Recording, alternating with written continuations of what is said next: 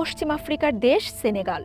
সন্ধ্যায় পুরুষরা জড়ো হয়ে বসে আছেন, আগ্রহ নিয়ে শুনছেন ইমামের কথা।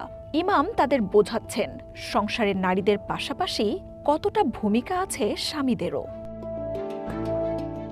হাদিস বর্ণনা করে তাদের শোনানো হয় মহানবীর বাণীও, যে পুরুষ তার স্ত্রী ও সন্তানদের ভরণ পোষণে সাহায্য করে না, সে প্রকৃত মুসলমান নয়। নিজের সংসারে ইমাম স্ত্রীকে কিভাবে নানান কাজে সাহায্য করেন সে অভিজ্ঞতাও তুলে ধরেন তিনি।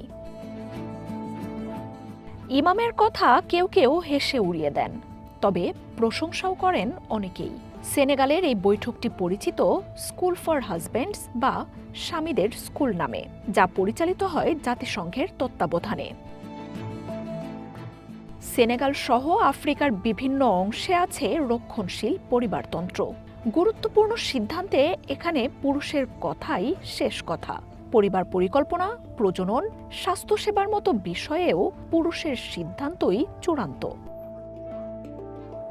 এই কার্যক্রমে অংশ নেয়ার পর এখানকার অনেক স্বামীর আচরণে এসেছে পরিবর্তন।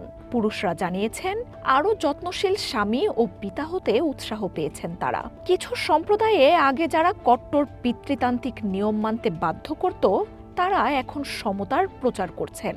বাল্যবিবাহ কমে এসেছে, পরিবার পরিকল্পনার গ্রহণযোগ্যতা বেড়েছে। 2011 সাল থেকে স্বামীদের জন্য স্কুলের কার্যক্রম চলে আসছে সেনেগালে। নাইজার, টোগো ও বুর্কিনা ফাসোতেও চালু আছে স্বামীদের এই স্কুলের কার্যক্রম। পুরুষদের আলোচনায় নারী অধিকার, সমতা ও প্রজনন স্বাস্থ্য ঝুঁকির মতো বিষয়গুলো গুরুত্ব পায়।